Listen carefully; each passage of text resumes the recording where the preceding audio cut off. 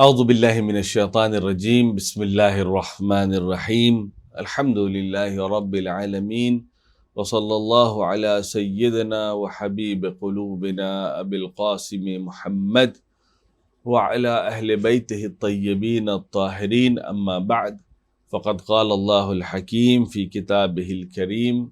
بسم اللہ الرحمن الرحیم ومن یتق اللہ یجعل لہ مخرجا وَيَرْزُقْهُ مِنْ حَيْثُ لَا يَحْتَسِبُ وَمَنْ يَتَوَكَّلْ عَلَى اللَّهِ فَهُوَ حَسْبُهُ إِنَّ اللَّهَ بَالِغُ أَمْرِهِ۔ اعزائے ناظرین، آج جس موضوع کو آپ کے سامنے پیش کرنا ہے وہ موضوع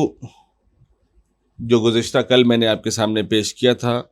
اسی سے متعلق، اس کے آگے اس موضوع کو بڑھاتے ہوئے آج کی اس موضوع کو مکمل کرنا چاہتا ہوں، جہاں معاملات کی مختلف بحث کل آپ کے سامنے پیش کیا تھا، آج جو ہے وہ اسی کو مکمل کرنے کا ارادہ ہے کہ جہاں پر جس کی ابتدا میں نے سورہ طلاق کی اس آیت کو آپ کے سامنے پیش کیا کہ وَمَن يَتَّقِ اللَّهَ يَجْعَل لَّهُ مَخْرَجًا وَيَرْزُقْهُ مِنْ حَيْثُ لَا يَحْتَسِبُ وَمَن يَتَوَكَّلْ عَلَى اللَّهِ فَهُوَ حَسْبُهُ إِنَّ اللَّهَ بَالِغُ أَمْرِهِ قَدْ جَعَلَ اللَّهُ لِكُلِّ شَيْءٍ قَدْرًا۔ یہ بڑی ہی مشہور و معروف حدیث ہے، کیونکہ آج کا جو درس ہے، آج کا جو عنوان ہے وہ اس بات کو لے کر کے ہے کہ انسان کی تجارت، انسان کے معاملات، انسان کا کسب، کمائی، اس کو کس طریقے سے بابرکت بنایا جائے۔ بابرکت بنانے کا طریقہ ایک تو میں نے جس آیت کی تلاوت کی ہے، اگر کوئی انسان اس کو اپنی واجب نماز کے بعد 3 مرتبہ اس کی تلاوت کرتا ہے۔ میرے استاد، میں نے ان سے یہ سنا ہے کہ آپ یہ ارشاد فرماتے تھے کہ امام خمینی علیہ الرحمہ اس آیت کو بہت ہی زیادہ تاکید کرتے تھے پڑھنے کے لیے، جس سے انسان کی رزق میں وسعت آتی ہے، جس سے انسان کے مال و دولت میں اضافہ ہوتا ہے۔ اور اگر آپ اس آیت کے مضمون کو بھی اگر آپ دیکھیں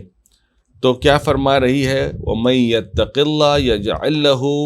مَخْرَجًا، اور جو لوگ اللہ سے ڈرتے ہیں، اللہ اس کے لیے نجات کا کیا راستہ پیدا کر دیتا ہے۔ وَيَرْزُقْهُ مِنْ حَيْثُ لَا يَحْتَسِبُ، اور اسے ایسی جگہ سے رزق دیتا ہے جس کا خیال بھی نہیں کیا ہوتا اس نے۔ یہ ایک ایسا مرحلہ ہے جس کے بارے میں ہمارا ذہن جو ہے وہ کام نہیں کرتا ہے، کیونکہ ہم ایک خاص پیٹرن پر، ایک خاص طریقے سے اپنی زندگی کو بسر کرتے ہیں، اور اس میں یہ جو فیکٹر ہے جو یہ کہتا ہے یرزقہ من حیث لا یحتسب، کہ اللہ آپ کو اس جگہ سے رزق دے گا جس کے بارے میں آپ نے سوچا تک نہیں ہوگا، آپ نے اس کا حساب تک نہیں لگایا ہوگا، آپ نے اسے کیلکولیٹ نہیں کیا ہوگا کہیں سے بھی، وہاں سے آپ کو رزق دے گا۔ تو یہ کیسے ممکن ہو سکتا ہے؟ ظاہر سی بات ہے کہ سورس آف انکم آدمی کے طے رہتے ہیں، کہ مثلا اگر جاب کرنے والا ہے تو اس کو سیلری ملے گی، اگر کوئی بزنس کرنے والا ہے تو اس کو پروفٹ ملے گا، یعنی اس کا سورس آف انکم گویا ایک طریقے سے وہ تصور ہمارا یہ ہے کہ یہ طے شدہ ہے اور اس میں کہیں سے کوئی کمی نہیں ہے، کہیں سے کوئی اس میں الگ سے ایڈیشن ہونے والا نہیں ہے۔ کیونکہ ذہن ہمارا محدود ہے، لہٰذا ہماری فکر بھی محدود ہے، ہم اس فکر کے باہر سوچنے کے لیے تیار نہیں ہے۔ اس کے لیے میں ایک داستان عرض کر دوں تاکہ ہمارے ذہن تھوڑا اس سے زیادہ نزدیک ہو جائے۔ ایک عالم دین تھے، اپنے علاقے کے نماز پڑھانے والوں میں ان کا شمار ہوتا تھا، امام جماعت تھے، اور ہمیشہ امام جماعت اگر آپ دیکھیں تو وہ مسجد میں پہنچنے کے بعد مصلی پر بیٹھ جاتا ہے، نماز پڑھاتا ہے. نماز پڑھانے کے بعد جب سارے لوگ مسجد سے چلے جاتے ہیں تو سب کا مصافحہ کرنے کے بعد تقریباً درمیان میں یا آخر میں مسجد سے رخصت ہوتا ہے. یہ عالم دین، یہ امام جماعت اپنے علاقے کا بڑا ہی شریف، بڑا ہی متدین امام جماعت تھے، اور ان کے یہاں کچھ فائنینشیل کرائسس چل رہے تھے، مالی حالات کچھ ٹھیک نہیں تھے،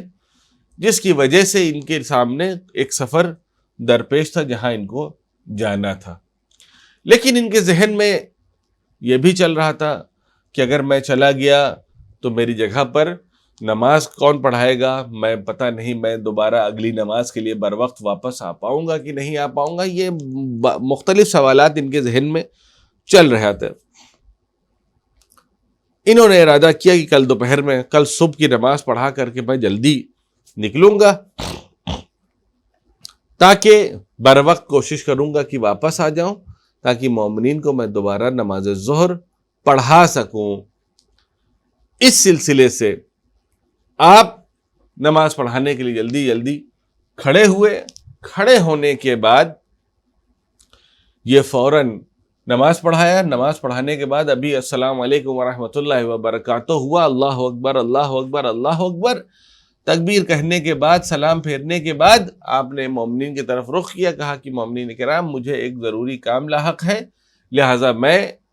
فوراً جو ہے وہ جا رہا ہوں، انشاءاللہ کوشش کروں گا نماز ظہر کے لیے دوبارہ حاضر ہو جاؤں. یہ عالم دین فوراً کھڑے ہوئے. کھڑے ہونے کے بعد مسجد کو انہوں نے ترک کر دیا. ابھی باہر سیڑھیوں پر جوتے پہن رہے تھے کہ دیکھا کہ وہاں پر ایک آدمی بیٹھا ہوا ہے. جیسے ہی مولانا نے جوتا پہنا،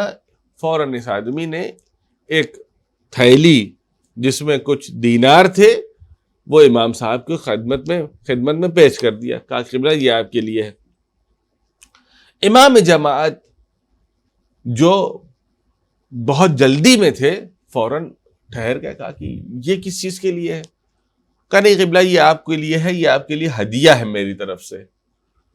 کہا کہ ہدیہ ہے، مجھے تو ایسا کوئی علم نہیں ہے کہ میں نے آپ کو کوئی چیز دیا ہو، یا میں آپ کو پہچانتا بھی ہوں ایون، تو آپ جب مجھے نہیں پہچانتے ہیں یا میں آپ کو نہیں پہچانتا ہوں تو یہ ہدیہ درمیان میں کہاں سے آ گیا؟ اس نے کہا نہیں آپ اس کو رکھیے، انشاءاللہ میری طرف سے ہدیہ ہے، میں آپ سے اسے واپس نہیں مانگوں گا، انشاءاللہ کہ آپ کے کسی کام آ جائے. یہ عالم دین بہت پریشان ہو گیا، کہا کہ یہ کیا ہوا؟ وہاں پر بیٹھ گیا اور گریہ کرنے لگا. اب یہ بندے خدا جو ہدیہ لے کر کے آیا ہے دینے کے لیے، یہ خود حیرت میں پڑ گیا کہ میں نے اگر یہ مال کسی اور کو دیا ہوتا تو وہ خوشی کے مارے پھولا نہ سما رہا ہوتا، وہ ہنس رہا ہوتا، مسکرا رہا ہوتا، اللہ کا شکر ادا کر رہا ہوتا. میں نے ان کو دیا تو یہ آغا گریہ کر رہے ہیں. تو اتنے میں مسجد سے مومنین کا نکلنا شروع ہو گیا. دیکھا کہ مولانا باہر سیڑھیوں پہ بیٹھے گریہ فرما رہے ہیں. ان کے بازو میں یہ انسان کھڑا ہوا ہے اور یہ مولانا کی طرف دیکھ رہا ہے. جیسے ہی پوچھا، دیکھا کہ یہ مولانا گریہ کر رہے ہیں، یہ آدمی نہ جانے کون ہے جو بازو میں کھڑا ہوا ہے. تو اس سے پوچھا بھائی تم کون اور یہ مولانا کیوں گریہ کر رہے ہیں؟ تم نے ان سے کیا کہہ دیا ہے، کیا کیا ہے جس کی وجہ سے؟ مولانا تو بہت جلدی میں تھے آج، انہوں نے تعقیبات کا بھی انتظار نہیں کیا، تسبیحات کا بھی انتظار نہیں کیا، ان کو کہیں ارجنٹلی جانا تھا، اور تم نے ان سے کیا کہہ دیا کہ یہاں پہ ابھی تک بیٹھے انتظار کر رہے ہیں یا گریہ کر رہے ہیں؟ تو اس نے واقعہ سنایا کہ میں نے نظر کیا تھا کسی ایک مسئلے کے سلسلے سے، اور نظر یہ تھی کہ اگر یہ میرا یہ مسئلہ حل ہو گیا تو میں ایک دن نماز فجر کے لیے مسجد میں جاؤں گا، اور جو انسان بھی مسجد سے سب سے پہلے باہر نکل رہا ہوگا میں اسے اتنی رقم بعنوان ہدیہ اس کو پیش کروں گا. اور آج دیکھیے کہ میری خوش قسمتی یہ کہ جب میں آج مسجد آیا تو آج بجائے اس کے کہ کوئی اور مسجد سے باہر نکلتا، دیکھا کہ خود قبلہ مولانا امام جماعت صاحب وہ خود نکل رہے ہیں. اور میں نے سوچا کہ ان سے بہتر آدمی کون ہو سکتا ہے کہ جس کو میں یہ مال دے دوں. اس نیت سے میں نے یہ مال ان کو دے دیا, اور جب سے مولانا کو میں نے یہ مال دیا ہے تب سے آپ گریہ فرما رہے ہیں. لوگوں نے امام جماعت کو دلاسا دیا, چپ کر آیا, ان کے بعد ان سے پوچھا کہ گریے کا سبب کیا ہے؟ تو آپ نے یہ فرماتے ہیں کہ میں اکثر یہ سوچا کرتا تھا کہ بغیر حساب کا مطلب کیا ہے, کہ یہ کیسے ہو سکتا ہے کہ کوئی حساب و کتاب نہ ہو اور کہیں سے کوئی ایسا مال انسان کو مل جائے. آج میں نے اس آیت کی تفسیر گویا اپنی آنکھوں سے دیکھ لیا کہ جہاں ہمارا ذہن نہیں پہنچ سکتا, ہماری سوچ کی پرواز وہاں تک نہیں ہے, وہاں سے اللہ اپنے بندے کا انتظام کرتا ہے, اپنے بندے کو رزق کو پہنچاتا ہے. تو جب خدا یہ وعدہ کر رہا ہے کہ تم اللہ کا تقوی اختیار کرو, اللہ کے اوپر ایمان رکھو, اللہ کے اوپر توکل رکھو, اللہ تمہاری مدد کرنے والا ہے, اللہ نے تمہاری امداد کرنے والا ہے, بغیر حساب امداد کرنے والا ہے. یعنی تم نے سوچا بھی نہیں ہوگا کہ کہاں سے تم تک یہ رزق پہنچے گا, کہاں سے اللہ تم تک اپنی نعمتوں کو پہنچائے گا, وہاں سے اللہ انتظام کرے گا تم تک کہ یہ نعمتوں کو, یہ رزق کو پہنچا دیا جائے. تو انسان کو اللہ کے اوپر بہرحال بھروسہ رکھنا چاہیے, اور یہ وہ آیت ہے جس کے سلسلے سے بیان کیا گیا ہے کہ انسان اگر یہ چاہتا ہے کہ اس کے رزق میں وسعت ہو تو اس آیت کریمہ کو, جو کہ تو سورہ طلاق کی دوسری آیت کا آخری حصہ اور تیسری آیت مکمل ہے, اس کی تلاوت کرے. انشاءاللہ اللہ اس کے رزق میں برکت عطا کرے گا اور بغیر حساب اسے عطا کرے گا. آج جو ایک دوسری بات آپ حضرات کے سامنے پیش کرنا ہے وہ ہے کہ دنیا اور آخرت دونوں معاملات میں ترجیح کس کو دینا ہے. دنیاوی امور کو ترجیح دینا ہے یا اخروی امور کو ترجیح دینا ہے, دنیا کے مسئلے کو ترجیح دینا ہے یا آخرت کے مسائل کو ترجیح دینا ہے. جب تک یہ طے نہیں ہوگا تب تک انسان ہمیشہ الجھا رہے گا کہ کیا کرنا چاہیے اور کیا نہیں کرنا چاہیے. اس کی بہترین مثال جو خود قرآن کریم میں موجود ہے وہ ہے سورہ جمعہ کی یہ آیت, بسم اللہ الرحمن الرحیم, یا ایھا الذین آمنوا, اے صاحبان ایمان, اذا نودی للصلاۃ من یوم الجمعہ, اگر جب تم کو یوم جمعہ یعنی جمعے کے دن نماز کے لیے پکارا جائے, فسعوا الی ذکر اللہ, تو ذکر خدا کی طرف دوڑ پڑو, اور نہ فقط دوڑ پڑو, وذروا البیع, اور بیع کو, معاملات کو, خرید و فروش کو, اسے ترک کر دو, چھوڑ دو. ذالکم خیر لکم, اور یہ تمہارے لیے خیر ہے, ان کنتم تعلمون, اگر تمہیں معلوم ہو جائے کہ یہ تمہارے لیے خیر ہے تو تم ایسا ہی کرو گے کہ معاملات کو ترک کر دو گے نماز جمعہ کے لیے.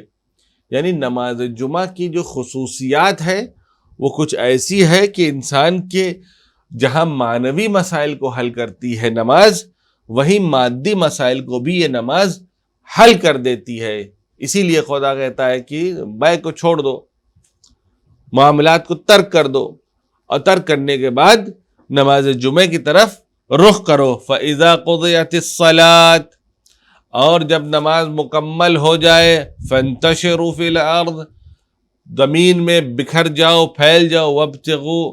وَابْتَغُوا مِنْ فَضْلِ اللَّهِ, اور ابتغاء کرو, یعنی یاد کرو اللہ کو زیادہ سے زیادہ, وَاذْكُرُوا اللَّهَ كَثِيرًا, اور اللہ کو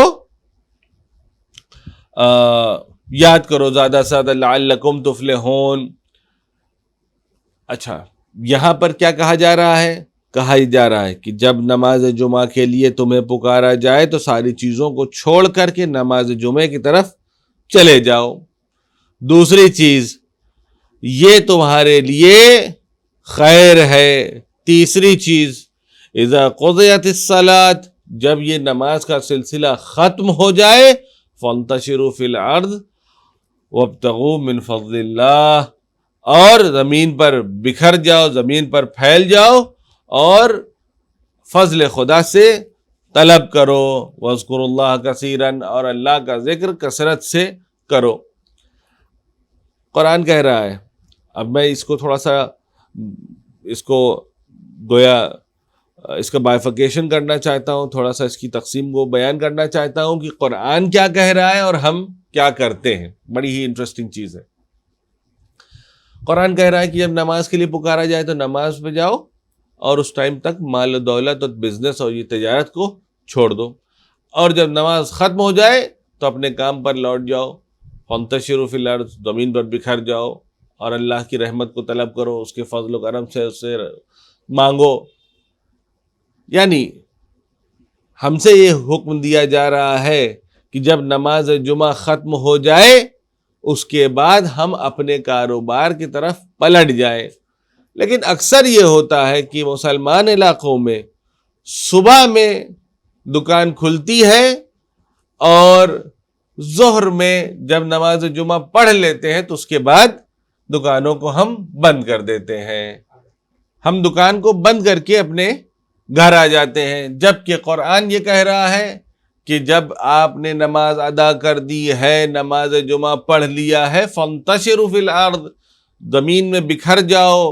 اور جانے کے بعد اللہ کی رحمت کو طلب کرو، یعنی اپنے کاروبار میں لوٹ جاؤ، نہ کہ کاروبار کو بند کر دو۔ بلکہ صبح کے حصے میں یہ ہے کہ انسان نماز جمعہ کے لیے آمادہ ہو، اس کے لیے آمادگی کرے، تیاری کرے، اٹھے، غسل کرے، نیا لباس پہنے، خوشبو لگائے اور اس کے بعد مسجد کو جائے، اور اس کے بعد جب مسجد سے نماز کو تمام کر کے باہر نکلے اس کے بعد اپنے کاروبار میں لگ جائے۔ لیکن ہم کیا کرتے ہیں؟ ہم یہ کرتے ہیں کہ ہم صبح کے حصے میں دیکھا گیا ہے اکثر مسلمان علاقوں میں کہ دکان کھلے گی پھر جمعے کے بعد بند ہو جائے گی۔ اصل یہ ہے کہ انسان جمعے کے بعد دکان میں رہے، تجارت کے لیے رہے، اور جو اس میں ایک اہم حصہ ہے وہ یہ وَاذْكُرُوا اللَّهَ كَثِيرًا، اللہ کو زیادہ سے زیادہ یاد کرے۔ بکھر جانے کے پیچھے ایک فلسفہ یہ ہے، یعنی پھیل جانے کے لیے فلسفہ یہ بیان کیا گیا ہے کہ جو پیغام امام جماعت نے، امام جمعہ نے پہنچایا ہے لوگوں، چونکہ یہاں پر بحث تجارت کی چل رہی ہے تو چند باتیں میں قرآن کی روشنی میں آپ کے سامنے پیش کرنا چاہتا ہوں۔ وہ یہ ہے کہ جب انسان تجارت کر رہا ہے تو ظاہر سی بات ہے کہ جب بزنس میں آدمی تجارت اسی کے ساتھ کرتا ہے جس کے اوپر اطمینان ہوتا ہے، جو مومن ہوتا ہے، جو بے ایمانی نہیں کرتا ہے۔ ممکن ہے کہ غیر مسلمان ہو،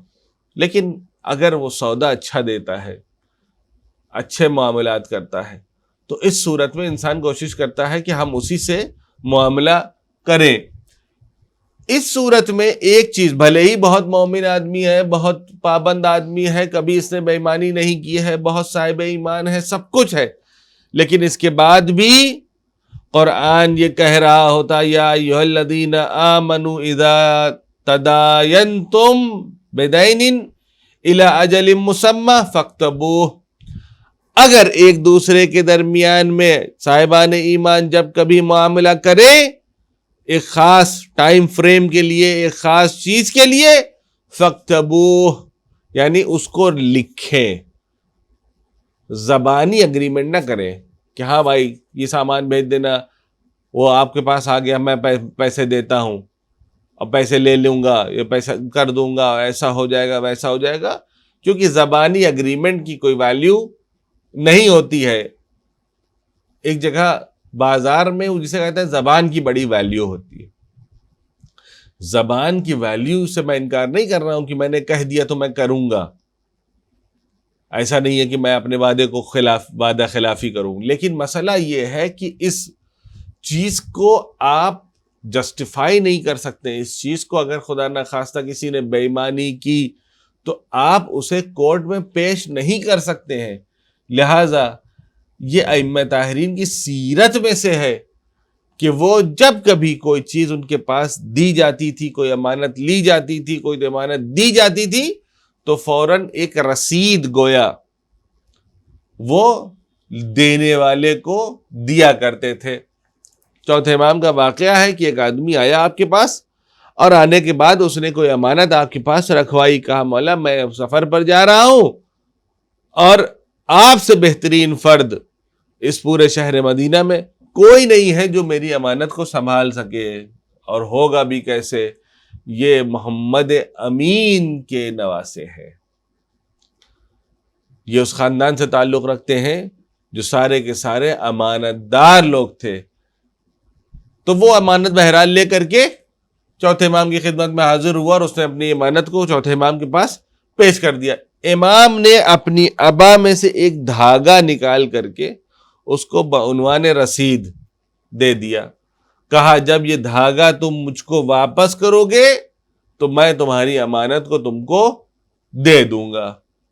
یعنی اس حد تک سینسٹیو مسئلے کو جانا گیا ہے کہ ٹھیک ہے، نہ اس کو اس پہ ان کے اوپر بے اعتباری ہے، نہ یہ مال کو ہڑپنے کا ارادہ رکھتے ہیں، لیکن اس کے باوجود بھی آیات قرآن پر عمل کر رہے ہیں، یعنی اس اگریمنٹ کو اس طریقے سے کہ جس طریقے سے ہونا چاہیے اس کو امپلیمنٹ کر رہے ہیں۔ اس کے بعد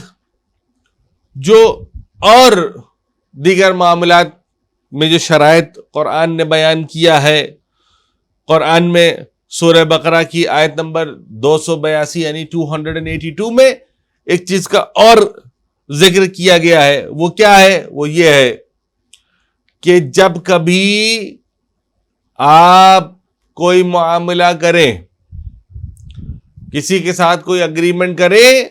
تو اس میں وَاشْهَدُوا إِذَا تَبَايَعْتُمْ، یعنی اس میں گواہ بھی رکھیں، اس میں وٹنس کو بھی رکھیں۔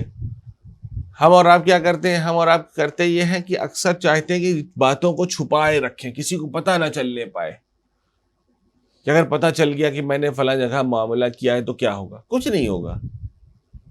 نہیں، آپ چھپا کے رکھنا ہے، نہیں بیان کرنا ہے، نہ بیان کریں، لیکن بہرحال اگر آپ کے نزدیک ایک دو لوگ معتمد ہیں جن کے اوپر آپ اعتبار کر سکتے ہیں، جو آپ کے لائق اعتماد ہیں، آپ ان کو اس معاملے میں گواہ ضرور بنائیں،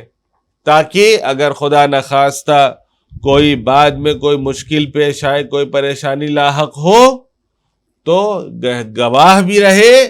اور وہ رسید بعنوان ثبوت بھی آپ کے پاس رہے۔ اور اس کام کو مستحب قرار دیا گیا ہے، یعنی اس رسید کو بنانا، اس تنظیم رسید کو، اس سند کو مینٹین کرنے کو مستحب قرار دیا گیا کہ انسان جو ہے وہ اس کو رکھے، تاکہ خدا نخواستہ کبھی ایسا وقت آ جائے کہ جہاں پر اپنے مال کو مانگنے کے لیے ثبوت دینا پڑے یا گواہ پیش کرنا پڑے، تو یہ وثیقہ، یہ اگریمنٹ، یہ رسید ان کے پاس رہے گی، تو انشاءاللہ آسانی سے مال برآمد ہو جائے گا۔ اس کے علاوہ کچھ ایسے چیزیں ہیں جس کو شریعت نے منع کیا ہے تجارت میں، کہ ان چیزوں سے انسان کو دور رہنا چاہیے، انسان ان چیزوں کو اپنے کاروبار میں شامل نہ کرے۔ وہ کیا ہے؟ سب سے پہلی چیز وَلَا تَأْكُلُوا أَمْوَالَكُمْ بَيْنَكُمْ بِالْبَاطِلِ، ایک دوسرے کے مال کو غیر شرعی طریقے سے ہڑپو نہیں۔ یعنی یا تو یہ ہو سکتا ہے، اس کی دو شکلیں بنتی ہیں، اس آیت کو دو طریقے سے بیان کیا جا سکتا ہے۔ ایک تو یہ کہ جس چیز کو آپ ہڑپ رہے ہیں وہ چیز آپ کی نہیں ہے جس کو آپ ہڑپ رہے ہیں۔ دوسری چیز کہ ہڑپنے کا جو طریقہ ہے وہ ٹھیک نہیں ہے، قبضہ کرنے کا جو طریقہ ہے وہ بھی صحیح نہیں ہے۔ مثلا ہم نے کیا کیا، ہم نے دیکھا کہ ایک زمین ہے، ایک گھر ہے جو میرا حق ہے، میں دوسرے والے کی مثال عرض کر رہا ہوں، ایک مرتبہ ہے کہ میرا حق ہی نہیں ہے، میں نے اس کو غصب کر لیا، میں نے اس پہ قبضہ جما لیا، میں نے 4 آدمی لے کر کے گیا اور جانے کے بعد وہاں پہ اپنا خود کا تالا لگا دیا، روم میں پراپرٹی پہ گھیرا لیا یا کسی جگہ کو قبضہ کر لیا، تو یہ غیر شرعی طریقے سے میں نے چیز پہ قبضہ کر لیا جو اصلاً میری تھی ہی نہیں۔ دوسرا طریقہ کیا ہے کہ نہیں میری تھی، میرا حق بھی تھا، لیکن ہم نے اس پہ قبضہ کر لیا، یعنی ایک گھر ہے یا ایک زمین ہے یا ایک گاڑی ہے، کوئی ایک ایسا سامان تصور کیجئے جو انسان کو میراث میں ملی، زمین ہے مثلا، باغ ہے، کھیت ہے، اس کے بعد ظاہر سی بات ہے کہ میراث میں تمام ورثہ کا حق ہوتا ہے، ممکن ہے ورثہ 2 ہوں، ممکن ہے ورثہ 20 ہوں، الگ الگ ورثہ کا حق ہے، اور ہر انسان کو چاہیے کہ تمام ورثہ کے حق کو ان کو واپس کرے۔ اب میں نے کیا کیا، میں نے ایک فرضی گواہ تیار کیا، اس کو تیار کرنے کے بعد اور جس آدمی کے سامنے، جس آفیسر کے سامنے جانا ہے، اس کو کچھ پیسے رشوت کے طور پر دے دیے کہ یہ پیسے رکھیے اور حضور یہ آدمی میں نے تیار کیا ہے، اس کی گواہی لگا کر کے اور وہ زمین کا قبضہ جو ہے وہ مجھے دے دیجئے۔ در واقع میں اس کا مستحق تھا، لیکن دوسرے لوگ بھی اس کے مستحق تھے، اس کے حقدار تھے، میں نے ان کے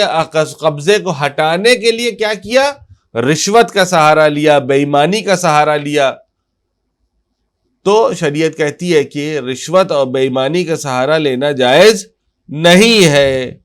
ایک کام یہ، یعنی تجارت جب کر رہا ہے انسان تو رشوت نہ دے، کسی کو گھوس نہ کھلائے۔ دوسری چیز جو تجارت میں منع ہے وہ ہے قمار، جوا کھیلنا۔ جیسے بہت ساری جگہ پہ ہوتا ہے کہ انسان جو ہے وہ جوا کے ذریعے سے جو ہے مال اکٹھا کرتا ہے، کہیں لاٹری کا ٹکٹ خرید لیا، کہیں کوئی چیز خرید لیا، کہیں کچھ کر لیا جس کے ذریعے سے مال بڑھا رہا ہے۔ تیسری چیز کیا ہے، تیسری چیز اور سب سے اہم چیز جس کا انکار خدا نے کیا ہے، جس سے تنفر کا اظہار کیا ہے، وہ ہے ربا۔ ربا کہتے ہیں انٹرسٹ کو، یعنی انسان کسی کو 10 روپے دے اور واپسی میں اس سے کہے کہ میں تم کو 10 روپے دے رہا ہوں، دیکھو تمہیں بڑی ضرورت تھی، تمہیں آج یہاں پہ اگر میں نہ ہوتا تو تمہاری مشکل کو کون حل کرتا، یہ 10 روپے کی تمہیں ضرورت ہے، میں تمہیں 10 روپے دینے کے لیے تیار ہوں، اس کے بدلے میں تم سے 12 روپے لوں گا، 10,000 دے رہا ہوں، اس کے بدلے میں 12,000 لوں گا۔ یہ جو 12,000 لے رہا ہے، جو 2,000 روپے اضافی ہے، اس چیز کو کہا جاتا ہے ربا۔ جب انسان ربا لیتا ہے تو گویا وہ اللہ کی نافرمانی کر رہا ہے، اللہ کے حکم کی تعمیل نہیں کر رہا ہے، گنہگار ہو رہا ہے۔ لہذا انسان کو چاہیے کہ ربا سے بچے۔ اس میں کیا ہے، اس میں انسان کا رزق کم ہوتا ہے، اس کی عمر کم ہوتی ہے، دوسرے اس کو ملامت کرتے ہیں، اس کا نام خراب ہوتا ہے۔ یہ بہت ساری ایسی وجوہات ہیں جس کے سلسلے سے آیات قرآنیہ بھری پڑی ہیں کہ ربا سے انسان کو بچایا گیا ہے، کہ انسان اپنے آپ کو، اپنے دامن کو ربا سے بچائے، اس سے دور رہے، کیونکہ نہ جانے کتنے گھر اس ربا کے چکر میں برباد ہو گئے ہیں۔ سمجھے نہیں، طریقہ معلوم نہیں ہے، جلد بازی میں، جذبات میں آ کر کے انسان نے کسی سے قرضہ لے لیا، کسی سے لون لے لیا، چاہے وہ کریڈٹ کارڈ لون ہو، چاہے وہ ہوم لون ہو، چاہے وہ کار لون ہو، کسی طریقے سے انسان نے لون لیا تاکہ اپنی ضروریات کو، اپنے شوق کو پورا کر سکے۔ اب حالات بگڑے، جب حالات بگڑ گئے تو یہ ربا جو انسان نے اپنی سہولت کے لیے قرض لیا تھا، یہ اس کے گلے کی ہڈی بن گئی۔ اب اس کے پاس اتنی درآمد ہی نہیں ہو پا رہی ہے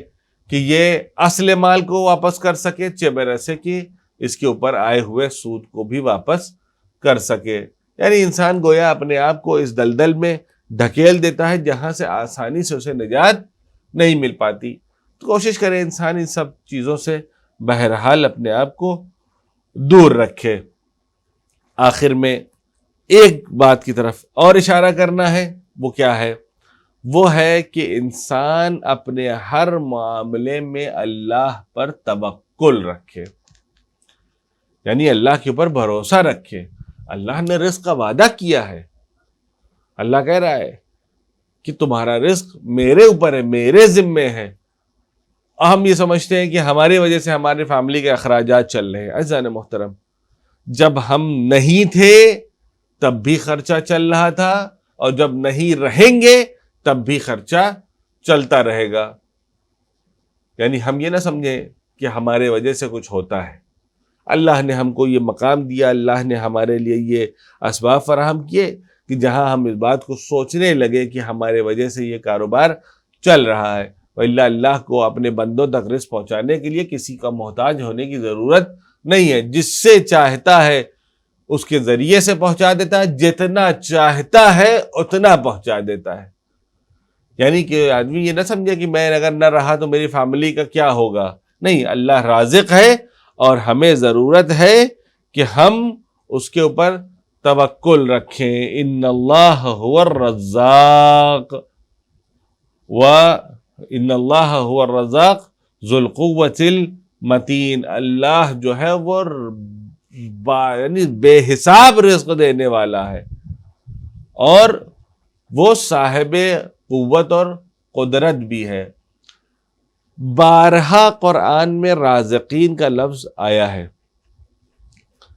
جہاں پر خود سورہ جمعہ میں بھی ایک دو مقام پر رازقین کا لفظ آیا ہے۔ رازق کا مطلب یہ ہوتا ہے کہ رزق دینے والا، لیکن یہ جو سورہ ذاریات کی آیت نمبر 58 ہے، 58 نمبر کی جو آیت ہے، اس میں خداوند متعال اپنے آپ کو رازق نہیں کہہ رہا ہے۔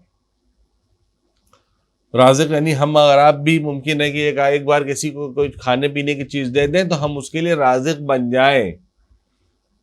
بلکہ خدا اپنے آپ کو رزاق کہہ رہا ہے۔ رزاق کہتے ہیں بے حساب رزق دینے والے کو۔ یعنی اگر ہم اللہ کی اطاعت کرتے رہیں گے، اللہ کی پیروی کرتے رہیں گے،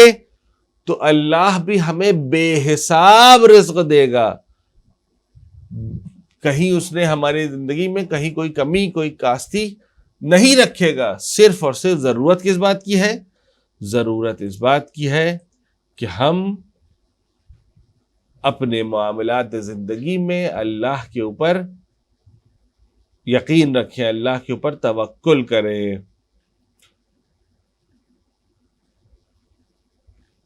اسی کے ساتھ جو تمام باتیں مجھے آپ کے سامنے بیان کرنا تھا، بہت ساری بیانیں اور بھی ہیں جو مجھے آپ کے سامنے کہنا تھا، لیکن چونکہ وقت تقریباً ختم ہو چکا ہے، ایک آخری چیز میں چاہتا ہوں کہ آپ کے سامنے اس کو بیان کر دوں، کیونکہ اکثر لوگوں کے یہاں مسئلہ جو ہے وہ رزق و روزی کا ہوتا ہے، اس کی برکت کے سلسلے سے۔ اللہ نے دن کے مختلف ساعات میں، دن کے مختلف گھڑیوں میں اللہ نے رزق کو رکھا ہے، ہر چیز کو بانٹا ہے۔ مال کو اور رزق کو اللہ نے رکھا ہے بین الطلوعین، یعنی فجر صادق سے لے کر کے طلوع آفتاب کے درمیان تک۔ جس وقت اذان صبح ہوتی ہے وہاں سے لے کر کے طلوع آفتاب تک، یعنی جب سورج نکلنے لگتا ہے، نماز صبح قضا ہو جاتی ہے، تب تک کا جو یہ مرحلہ ہے، یہ وہ وقت ہے کہ جو اللہ نے مخصوصاً رزق بانٹنے کے لیے رکھا ہے۔ اور علماء کی بھی تاکید ہے، خود پیغمبر کی بھی تاکید ہے، ائمہ طاہرین کی بھی تاکید ہے کہ اگر انسان یہ چاہتا ہے کہ اس کو رزق ملتا رہے اور وہ کبھی بھی مالی اعتبار سے پریشان نہ ہو، تو وہ بین الطلوعین جاگ کر کے اپنے رزق کی برکت کے لیے دعا کرے۔ جو انسان بین الطلوعین اپنے رزق کی برکت کے لیے دعا کرے گا، اللہ اسے بے نیاز بنا دے گا، اس کے مالی حالات کو ٹھیک کر دے گا، کسی کا کبھی کوئی یہ محتاج نہیں رہ جائے گا۔ اسی کے ساتھ آج کا جلسہ میں یہیں پر مکمل کرنا چاہتا ہوں۔ اور جیسا کہ دستور ہے کہ درمیان میں ایک عدد سوال پوچھا جاتا ہے جس کا صحیح جواب اور سب سے پہلا صحیح جواب دینے والے کو نفیس انعامات سے نوازا جاتا ہے۔ آج کا سوال یہ ہے کہ یہ جو میں نے آخر میں ایک آیت کی تلاوت کی تھی، ان اللہ هو الرزاق ذو القوۃ المتین، یہ کس سورہ کی ہے اور اس کا آیت نمبر کیا ہے؟ جلدی سے آپ اپنے جوابات کو بھیج دیجئے۔ سب سے پہلے جواب بھیجنے والے کو علی ٹی وی کی طرف سے نفیس انعامات سے نوازا جائے گا۔ اسی کے ساتھ میں آپ سے اجازت چاہتا ہوں۔ والسلام علیکم ورحمۃ اللہ وبرکاتہ۔